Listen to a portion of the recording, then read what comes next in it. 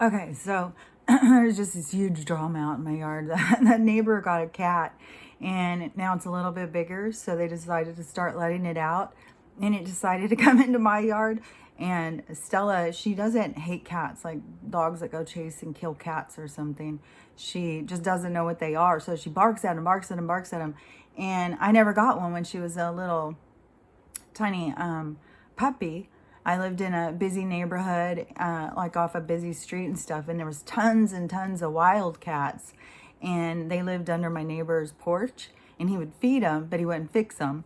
So it just grew and grew and grew. And when Stella was little, she would sit out. We had a high deck, and she would sit out on that deck and then just bark at those cats all day. So she'll go sit at the end of the driveway, and the cat across the street, she'll just watch for it. As soon as it comes out and sits on its porch, she'll just start barking and barking and barking. So this cat got over in my yard, and it couldn't get back out. And Stella was having a fit. Oh my God, it was so funny. The neighbor had to come over and get the cat because they have a bunch of stuff lining up against their fence so the cat could get over, but I don't have that, and it couldn't get back over, so it got itself trapped like a rat. But anyways, there's a couple things I wanted to talk about. For one thing, I wanted to say, you know what I think is really cool is when somebody realizes that they're enough. They don't have to do or prove anything to anybody. They just have to accept and love themselves and, feel their accomplishments for whatever they are. I think that's a beautiful thing. And one of the things too that I was also talking about, when I said the slap heard around the world, that it was a distraction. And then I saw footage now of what we were being distracted from, probably several things, but for sure, the Billionaire Club had a little meet during our big our big drama. That's the most ridiculous thing I've ever seen. And so they were discussing, the next phase of this global takeover, how we move into our the next part of this globalization of New World Order. So, and what it includes is a lot of fucking murder. Murder. So, yeah, I mean, I think be expecting that as like, it's kind of their main progression towards their desired outcome. There's a lot of murder. So, yeah, they were making plans off killing us all while we're talking about these two jackasses on stage drama, whatever, I don't know who all would be involved in saying like, hey, take the slap and you'll get a little patting, I guess we'll see, if all of a sudden he gets some major role in a movie, we know what it paid off for. So yeah, there's always something, and that's where you sell yourself out.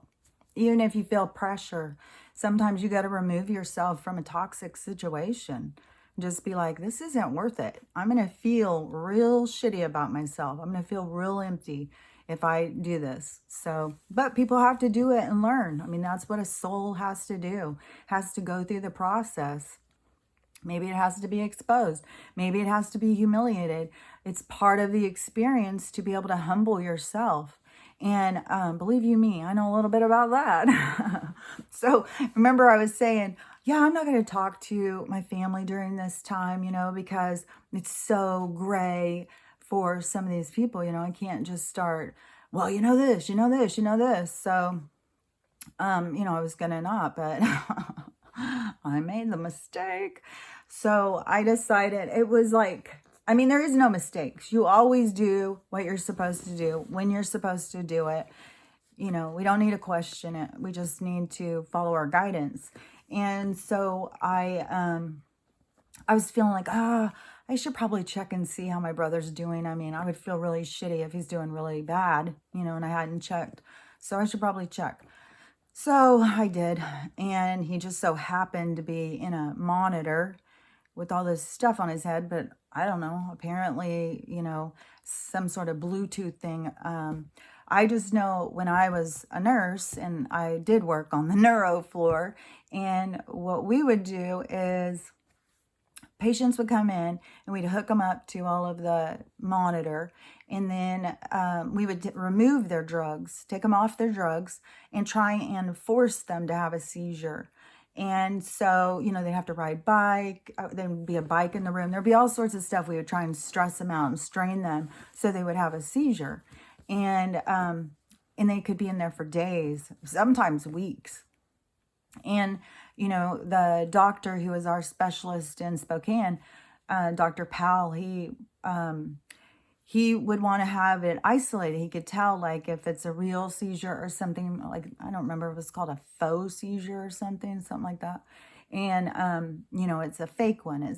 But it doesn't mean it's not real. Like, they're just sitting there shaking, pretending. No, it can feel real to them, but they are creating it for themselves. So it's not a misfire. It is something misfiring, but it's not an actual, you know, in the domino effect, how it works. Supposedly, but how do we know? How do even doctors know? They're not being trained properly. So, you know, they've got the Rockefeller medical books that they're going by, and that, you know, they own big pharma. So, I mean, you just have to think it through. So, and, you know, it's the whole reason why they're able to go to this new telecompter freaking medical now, where you just go in and get your blood drawn. My mom said that now they're pushing on the news that they've isolated each genome for each individual, and they're going to base our medical on our own individual genome. Oh, interesting. So that wouldn't have anything to do with blood, right?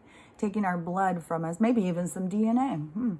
But like I said before, the last time I had taken the, you know, my yearly lab test for the insurance, is that when they came back and told me it was all jacked up, I was like, I think it's your machines that are all jacked up. I don't think it's me. I think it's you.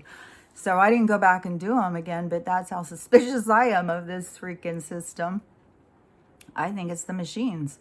I think they're going to set the parameters on the machines, because when I was going to nursing school, I worked in a lab, and the machines, which all, you know, I mean, who owns the machines? Who buys the machines? Who produces the machines? Who decides on the parameters?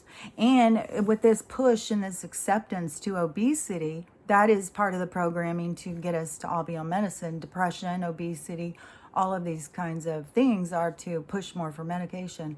So if they isolate our individual genome on these little machines, they can set the parameters wherever they want. They can tell us we need something when we don't need something, because we're relying on them, right?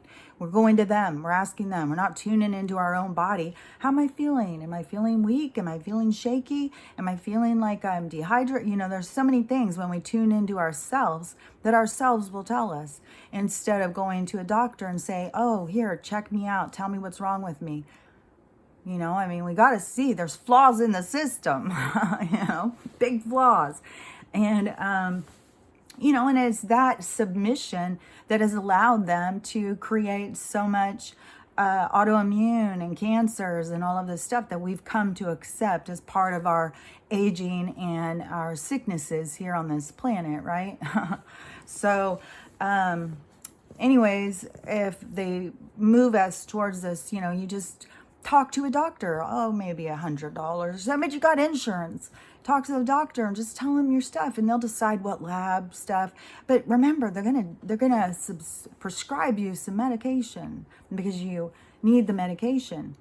And that's all we need. We just need medication. And then how many people just become dependent on medication? Well, medication's supposed to fix it. I don't have to do anything. Medication's doing it. No, medication is a Band-Aid. It's got side effects. It's completely toxic to our system, just as the food, the air, the water, everything that they're giving us, because this genocidal program has been going on for a long time. And but when we used to have the patients come in, you know, we'd hook them up, and then we'd have to stress them out and then isolate where their seizure was coming from, because that would tell the doctor a lot about what's going on with them. And so when my brother's got this thing on his head and stuff, and he is telling me that they are checking for seizure so that he can start driving again. And so I'm just like, that's a weird, like, checking for a seizure. But I can't talk to him about this stuff. Like, you know, this conversation was so, I mean, yesterday I was in a mood, I'll tell you. I was in a mood. And this humbling experience that you have to go through to quiet the ego when you know stuff and people will not listen to you and they completely disrespect you, disregard you, and just, you know, what you have to say doesn't matter. And your opinion, your perspective, nothing, you know, I don't need to hear it. And so, you know, I was thinking like, well, what are they trying to do? Are they taking him off of the medication to try and force a seizure? And I mean, like, I don't know. I mean, they can just do or say anything. I mean, my son-in-law, I told you before, when he suddenly had heart issues, and, you know, they had him go through tests, which took months and months, and be on a monitor and stuff. And then they just, oh no, you're fine. You're fine. Really? Really? I don't know. So, yeah. I mean, how many people are just dropping dead suddenly? And that's why I said, you know, keep up on your CPR, because people are just fucking dropping dead of heart attack. So anyways, when I was talking to him, right? So he's, you know, telling me about the thing on his head, and, you know, they're trying to isolate the thing. And so I'm like, well, are you taking good care of yourself? He's like, I don't even remember. I can't go verbatim on this conversation. I'm just going to give a general overview, because I do get caught up in trying to be completely, you know, oh, I got to get this straight. Like I said, he said, she said, you know, I got to keep it straight because I don't want to lean anybody in any direction. But so basically the conversation was me saying, are you taking care of yourself? And him being like, I don't know what you're talking about. And I said, you know, like, you know, taking care of yourself and build your immune system. Well, I don't need to worry about my immune system. I have a brain tumor. I'm like, oh, you have a brain tumor, and a malignant brain tumor. That's what he said, a malignant brain tumor. But he's never had a biopsy. Well, you have to have a biopsy, or you don't know if it's benign or malignant. They're just talking. So that right there, I mean, I'm a nurse, I know, okay? So you believe you have a malignant brain tumor with no test because they told you, okay? And it can grow in 20 years or maybe 5 years you'll die. You don't know for sure. But because they don't know for sure, because they know it's not a fucking goddamn brain tumor. It is, I mean, all tumors are cells that are in the wrong place growing. And the cells, like if you take cells from a certain part of your body and they go into another part and they start growing, that becomes a tumorish cancer kind of growth, because it doesn't belong there. It's a different kind of tissue, a different kind of cell group, and it will grow. From what I understand, when I was a nurse, from what I was explained to about things about tumors and stuff. So the this thing growing, you know, which we know it's because, I mean, anybody who was watching all those doctors talk about the stuff that's inside and what it's doing, especially in here. And gotta look, because your heart's on the wrong side of when you're looking. So in here, it's attacking certain places. It's attacking weak points in people. So if you've got a, you know, if you were going to always have a problem with your kidneys, say, you know, 50 years from now, you were going to start having problems. But, you know, if you were taking good care of yourself and you were, you know, drinking lots of water, filtering, you know, not giving them too many toxins and taking good care of yourself, then, you know, maybe you were going to never have any problem. But they make sure that we do have problems because they fill our diet full of chemicals and toxins and additives and fillers and bullshit. So, you know, whatever place in your body that there is some sort of weakness is going to go under attack. And so it's always weird when a weird car drives by I've never seen before, because we are in a small isolated place. So it's always weird. But so anyways, then if you let me get back on track what I was talking about. Smallest distraction. I am very distractible. So anyways, if you have some weakness, a weak point in your body, and so, but it can also create a weak point. But it's the black goo is what is, you know, making these deficits or these tumors.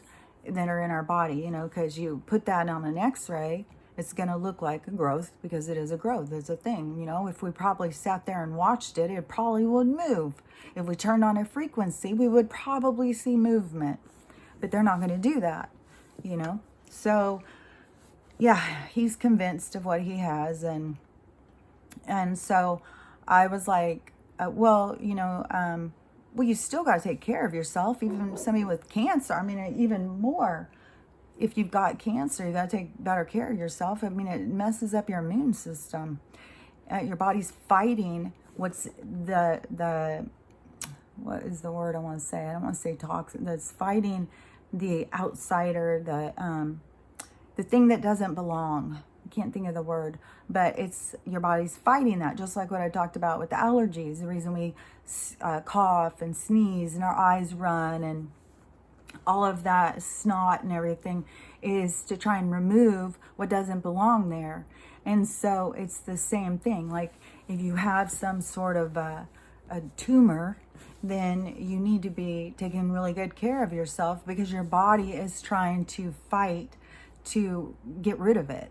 And, you know, and I think there's probably some stuff they've done to really get it to latch on, you know.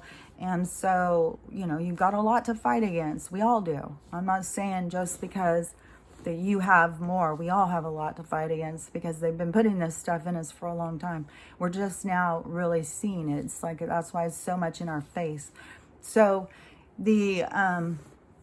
so I was telling him, you know, you need to be eating right and stuff like that. And he's like, I don't know what you're talking about. I'm not going to stop eating meat. And I'm like, I didn't say stop eating meat. I don't even ever tell anybody to stop eating meat. Eat what your body tells you to eat. I'm not here to tell anybody how to eat. I'm telling you to tune into your own body. And so I was like, well, I'm not telling you to not eat meat. I'm telling you to try and eat clean, you know, take care of yourself. Don't go and eat junk food. Don't, you know, go and eat a bunch of fast food and junk. And he said, I said, and you know that there's people who use herbs and smoothies and stuff to heal themselves. People get cancer and they use the herbs and all that stuff and they can heal themselves through doing that. I said, you know, I can send you the literature or you can do some research into it. And he said, I'm not going to go with this new age crap that you're talking about. I'm going to listen to my neurosurgeon and I'm going to do what he says. And he didn't tell me to do anything like that. Like, oh, really? Really? So your doctor didn't tell you. Go take care of yourself. Focus on eating healthy and taking care of yourself. Really? But you think he's there for you. You think he's looking out for your best interest. Interesting. Very interesting. So, yeah, I don't know. But it definitely, you know, I mean, it struck a blow to my ego, of course. You know, you think you're saying something and somebody's, especially when I'm a nurse. I worked with neurosurgeons. I've worked in, oh my God. So anyways, no, I don't have anything to offer. And it just brought home a lot of other stuff, you know, like I've talked about before, if you've been listening to any of my stuff for very long, you know, the whole thing of my whole life of always being the outsider, the weirdo, the illogical, you know, following their gut freakazoid who believes in ghosts and Bigfoot and all of this stuff. Vampires. Really? Like vampires aren't walking amongst us today, right now. So, yeah. But, you know, I've always been that outsider, the one who's bringing information that, you know, other people don't know about. And so, yeah, that was a real strike yesterday. I was just like, it brought it all back home. And then plus Stella, oh my gosh, she had a bad day yesterday. She couldn't walk. She couldn't get up. She's like scooting, trying to get herself up. She was having such a hard time. And I think sometimes she just sleeps wrong, you know, like all of us. We just sleep wrong sometimes and it causes like some sort of a nerve thing or something, like where you just can't move your shoulder all day. So I think she was kind of having something like that, but she has them like kind of frequent. But each time it happens, it's like, oh, it's horrible. Like, you know, she just sits and pants. Like she wouldn't go to sleep. She wouldn't do anything. She just sat panting and panting and panting, scoot around, go and try and go from room to room, start pacing when she's up, pacing like, oh, if I go in this room, maybe it won't hurt. Oh, maybe this room will help. Oh, this room. And she'll just start going. She's got to do the circuit, looking for a place where it's not going to hurt all freaking day. So I was already, my nerves were frazzled at that point. I was already, laying on the couch screaming and cussing like, why am I here? Like, and after that conversation, it was like, oh my God, nobody wants to hear what I have to say. And so then I went on YouTube. I don't remember what I was doing because I was watching some movie, but I went on there for something, to look for something. I don't have any idea what the fuck. I could have been doing it because I was bored. I don't fucking know. But when I went on there, right at the top was Russel Brand, and he was talking about fast food and how it depletes our fast food, and I think also he was talking about junk food, but definitely fast food, and how it is now that it's come out that it actually depletes our immune system, and it's one of the reasons why it's making the flu so serious, even though I know that the flus, the cancers, all of it's created, and they just give us little titles and labels. It's all the goddamn same thing. It's all fucking poison. And so, he was talking about that, and I was just like, oh, so interesting. And I love it when somebody, they have a platform and they're actually able to get this information out, because that is true. That's the truth. These toxins are killing us, and these poisons and what's in the food, and FDA allows it because the FDA is an extension of the system. It's not like we had a group of people to go in a watch over, so to make sure. That's all pretend. They created the group so that we didn't have to. They are going to put their people in, the overseers. They aren't overseeing for us. They're overseeing for them. And so, there's so much coming up now about the food and stuff. And I saw a TikTok this morning, and it was like, if it doesn't grow in the ground, don't eat it, or something like that. If it's not from nature, don't eat it. Don't consume it if it's not from nature, which we still, there's people who turn on the water that comes out of the faucet, and they think, oh, this is water. But it's not really water. It's really sewage that they put chemicals and toxins in to make a refreshing beverage for us. And don't forget the fluoride. And right there, once we knew that we were drinking fluoride and what it really does to us, we should have seen through. But, there's so many people now who have been doing studies on water and showing us the truth about the water. And I feel so much better going and getting the stream water, so much better. I haven't been having those electrical shocks in my body like I was having. So, and I'm trying as hard as I can to move out of anything that has additives and move towards only eating the more natural. I just keep trying to go towards natural. And don't think of because it's organic that makes it natural. No, organic is just a label that they put on so they could charge us more. They just put a different chemical on it at a different process so that they can still get the chemicals in us. So even on our food, that's why anybody who is older like me, who grew up anywhere around any farms, who actually had food that was grown before all these toxins and, what they've done to tamper with the seeds and all this stuff, the food doesn't taste like it used to. It doesn't have the same flavors. It doesn't have the same textures. So, and we got to get back to having that cleaner food. And, that's another thing too, is even with weed, I saw now that they are going to make it legalized countrywide. I'm not sure if it's just in the process or who knows. I'm not listening to everything this stupid ass says. So, whatever's going on, the only thing I want to say is I haven't been smoking for a bit, but it was because I started feeling that there's so much chemicals and toxins. And the other thing about weed, like when they go and make it legal worldwide and stuff, like it should be, there should be no reason why it's illegal. It's a fucking herb, and it's a fucking plant. For them to come and say that we shouldn't be allowed to use it when it has so many benefits, But I think the only thing is in an unhealed society that there are people who use it as a crutch because it does make you feel better. And so there is a lot of people who use it as a crutch. And that would be the only thing I would say that would be negative about it, is the same thing as putting a Band-Aid on something. You know, you can't hide from the injury, whatever's causing you the pain. If that's why you're smoking, is to take away the pain of your inner turmoil.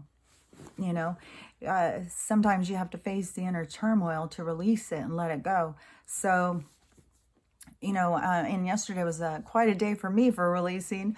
Oh my God, I was just crying and crying. And then I had that the other day where I had, you know, when they were showing me about love and this, you know, picking duty over love and how we're moving out of that. But it has been such a huge process for us all. We've all gone through so many experiences in so many past lives to understand that concept of choosing duty over love and not even understanding really what love is. And I'm still seeing people, like on TikTok today, even I saw somebody, I think it was a comedian, but a lot of people on TikTok, they use somebody else's voice and then they just mouth the words.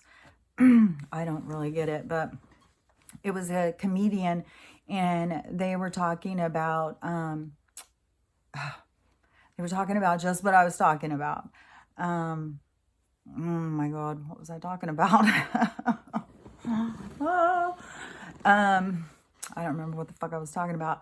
But anyways, this comedian that came on and was saying, damn it.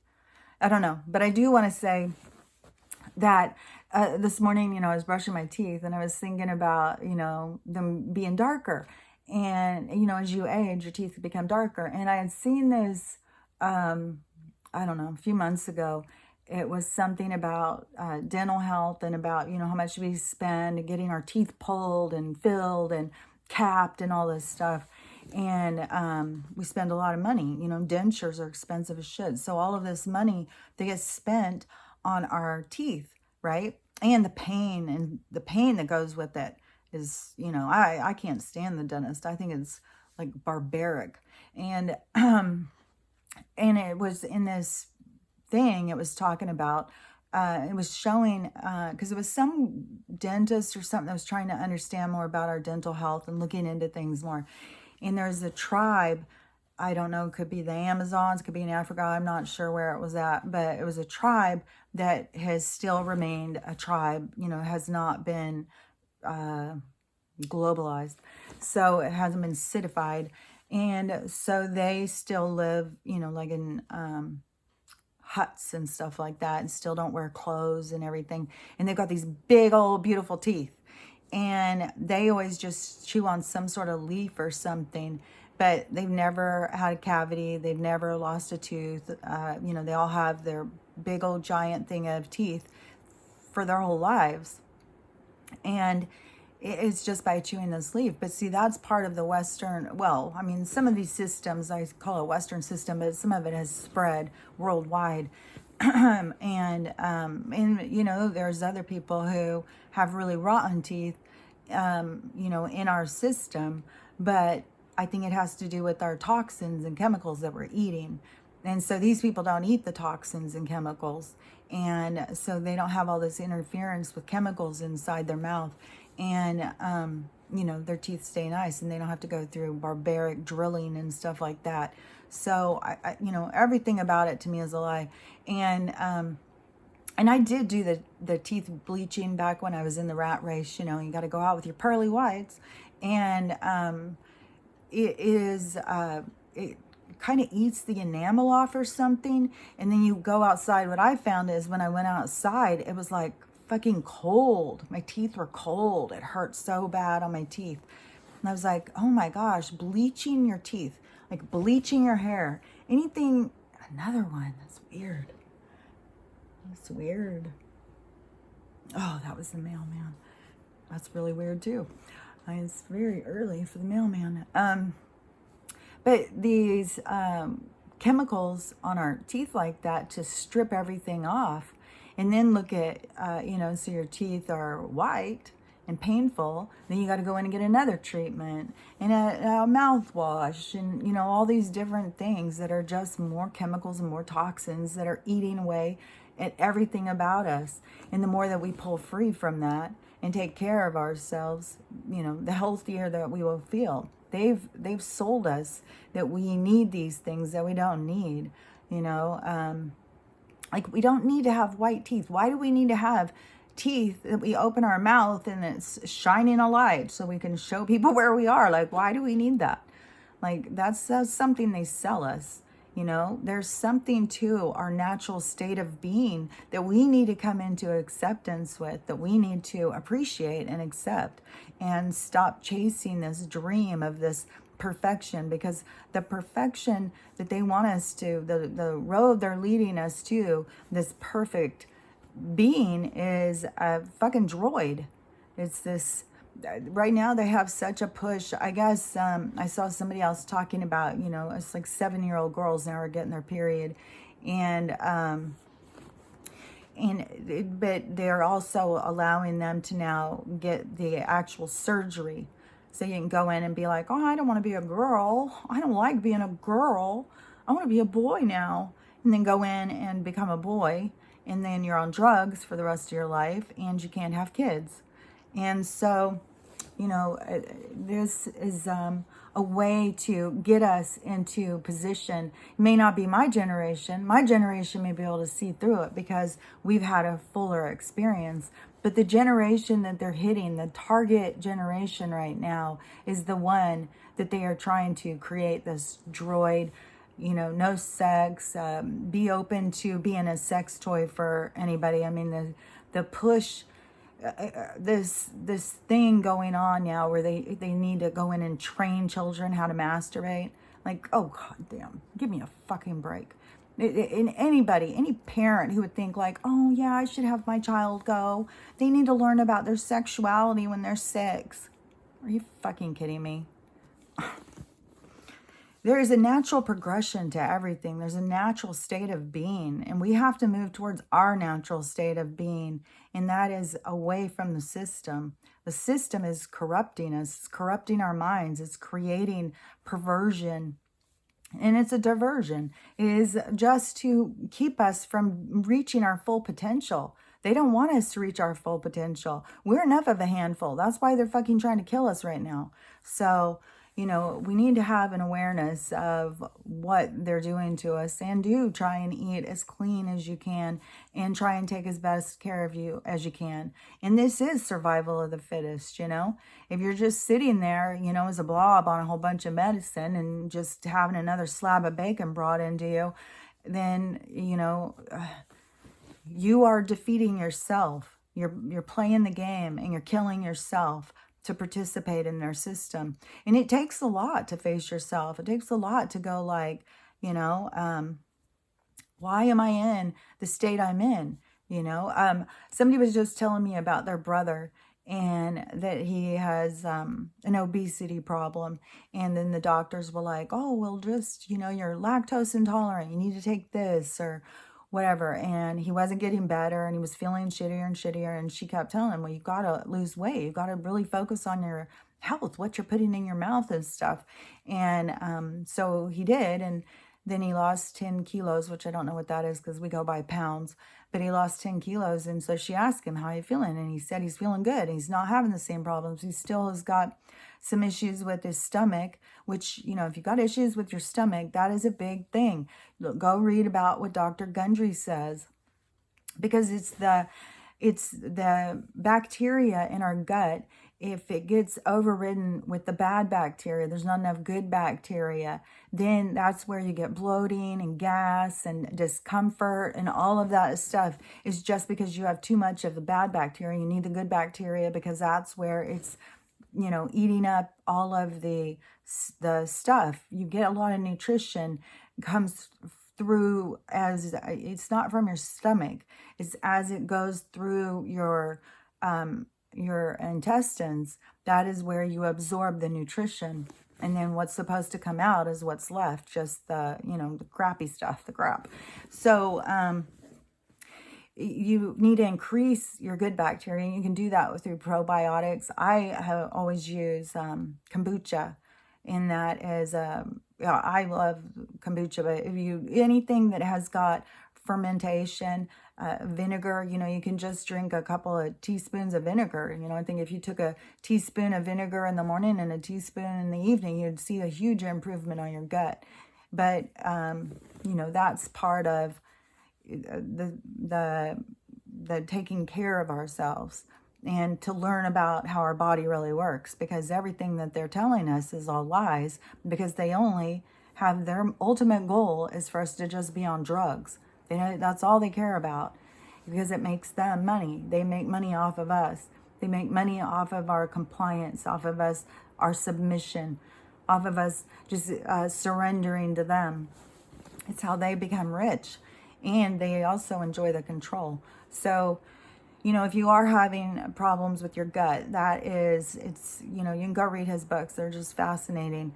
But it is about, you know, people who think they're like lactose intolerant, gluten problems and all that. It's just the bacteria is out of balance inside your gut. So you need to increase the good bacteria. You can't really get rid of the bad bacteria. But one thing I found very fascinating too, and I think it was something with C. diff, but he was talking about that they had found if they did, they took some from a healthy person, took some fecal matter and then put it inside the other person in the same place it comes out of. You know, eat it or something, and then put it in there. It will grow its own. You will start being the same health as that person. That's fascinating. I mean, it could sound gross, but it's fucking fascinating. So anyways, I will, I could be back. There's probably more stuff to talk about because I had a lot of stuff on my mind. But I'm going to go let her in, and I will talk to you later. Bye.